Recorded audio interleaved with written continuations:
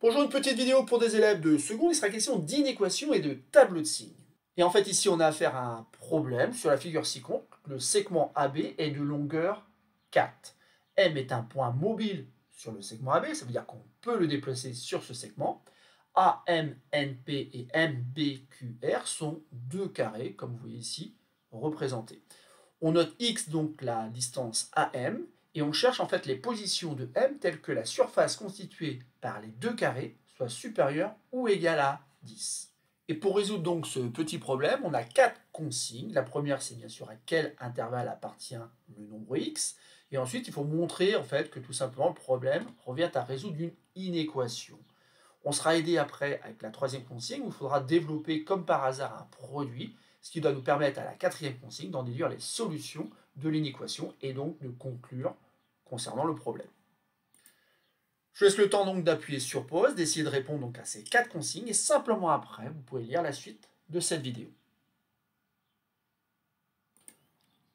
Alors passons à la correction de cet exercice et comme vous pouvez le voir à l'aide de ce logiciel de géométrie dynamique, bien sûr, en fonction du point M, les dimensions des deux carrés évoluent et donc il est facile d'imaginer que donc la somme des aires des deux carrés évolue dans le même temps. Donc le problème c'est maintenant de trouver une position ou plusieurs positions du point M qui fait que l'aire de ces deux carrés soit supérieure ou égale à 10. Et donc, si on commence la résolution de ce petit problème, donc on nous pose donc la question à quel intervalle appartient x. Alors, x, c'est un nombre qui est forcément compris entre 0 et 4, puisque finalement, ça correspond à la longueur du segment AM, et la longueur du segment AM est plus petite que la longueur du segment AB qui mesure 4, et en même temps, c'est une longueur, donc forcément, c'est supérieur ou égal à 0. Ensuite, j'exclus pas donc les valeurs 0 et 4, il n'y a aucune raison.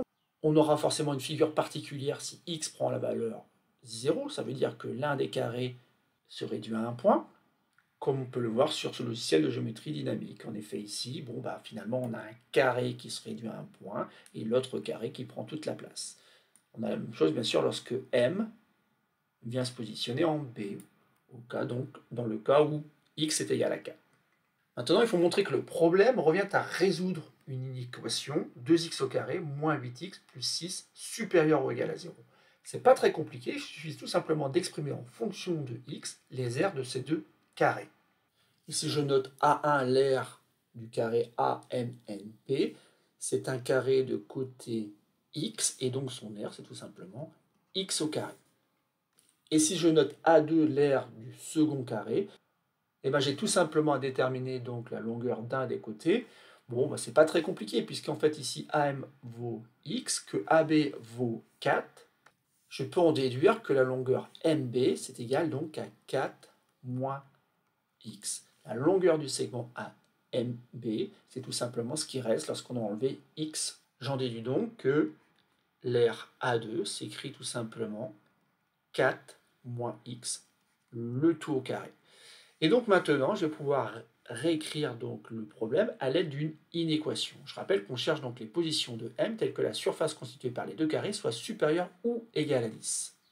On cherche donc x appartenant à l'intervalle 0,4 tel que la somme des aires soit supérieure ou égale à 10, autrement dit, x au carré plus, entre parenthèses, 4 moins x au carré doit être supérieur ou égal à 10. Alors bien sûr, on n'a pas tout à fait ce qui est demandé ici, mais il suffit tout simplement de deviner les étapes qui restent à faire, c'est tout simplement de développer cette expression qui est à gauche. Alors bien sûr, ici, on peut utiliser une identité remarquable, donc on reconnaît quelque chose de la forme a moins b au carré, donc ça fait a au carré qui donne donc 4 au carré, moins le double produit, c'est-à-dire 2 multiplié par 4 multiplié par x, plus b carré, autrement dit x au carré. Tout ça doit être supérieur ou égal à 10. Et si on réécrit ça plus simplement, on obtient cette inégalité, et là on reconnaît donc quelque chose qu'on peut réécrire plus simplement. On a x au carré plus x au carré qui donne 2x au carré. On a après un terme en x, moins 8x, et puis on a plus 16, et tout ça doit être supérieur ou égal à 10. Mais si je regarde bien, en fait, il faut trouver une inégalité où à droite, il y a 0. Donc je me dis tout simplement que je vais faire plus 16, et je vais enlever 10 de chaque côté. Donc autrement dit, ici, j'obtiens moins 10, et de l'autre côté, j'ai 0. Et là, c'est gagné, je vois apparaître donc ce qu'il fallait déterminée, c'est-à-dire l'inéquation qui résume le problème. Et cette inéquation, c'est 2x au carré moins 8x plus 6 qui doit être supérieur ou égal à 0. Le problème, c'est qu'a priori, ce genre d'inéquation, on ne sait pas faire. On ne sait pas résoudre des inéquations où apparaît un terme en x au carré. C'est pour cela qu'on va être aidé lors de la troisième question. Et lors de cette troisième consigne, donc, on doit développer donc, quelque chose qui, comme par hasard, s'écrit 2x moins 6, facteur de x moins 1. En utilisant la double distributivité, donc en classe de seconde, 2x fois x, ben, ça doit faire directement 2x au carré. 2x multiplié par moins 1, donc ça fait moins 2x. Moins 6 multiplié par x, moins 6x.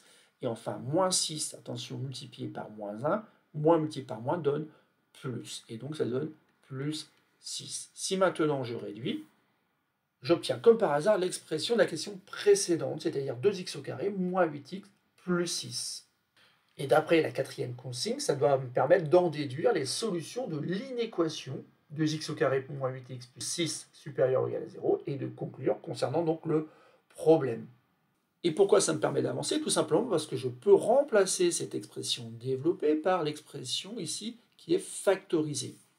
Et j'obtiens tout simplement maintenant une inéquation produit 2x moins 6 facteur de x moins 1 doit être supérieur ou égal à 0. Et là, je dois avoir le réflexe de penser à faire un tableau de signes. Et dans ce tableau de signes, j'oublie pas que x, c'est un nombre qui est compris entre 0 et 4.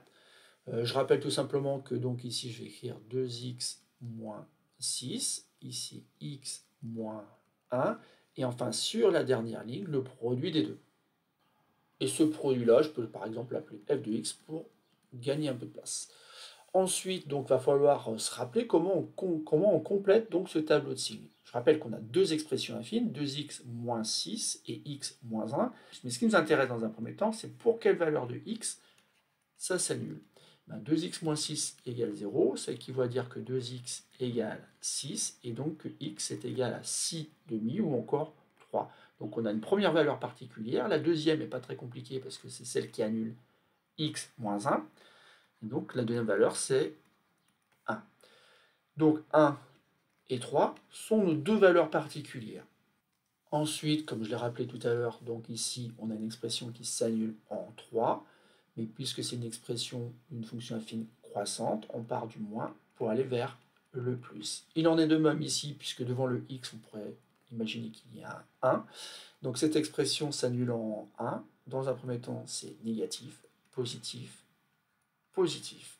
Ensuite, règle des signes, moins multiplié par moins donne plus, moins multiplié par plus donne moins, plus multiplié par plus donne plus. J'oublie pas que ça s'annule en 1 et en 3. Et donc maintenant, j'ai le signe de f de x, autrement dit le signe de l'expression qui a été factorisée ici. Je m'aperçois que c'est supérieur ou égal à 0 lorsque x est compris entre 0 et 1 et entre 3 et 4. Autrement dit, l'ensemble solution de cette inéquation, c'est 0, 1, l'intervalle 0, 1. Je prends 1 puisque c'est supérieur ou égal à 0, donc ça peut prendre la valeur 0. Union 3, 4. Et maintenant, concernant le problème, il faut tout simplement dire que le point M doit être situé soit entre 0 et 1 cm, même si on n'a pas d'unité ici, du point A, soit entre 3 et 4 cm du point A. Voilà, c'est tout pour ce petit exercice. Il s'agissait ici de résoudre un petit problème en utilisant plusieurs choses, notamment donc la notion de tableau de signes qui permet de résoudre une inéquation. J'espère que d'ailleurs la mise en inéquation ici n'a pas posé trop de problèmes. C'est quelque chose qu'il faut absolument savoir faire si vous comptez aller en classe de première avec la spécialité mathématique.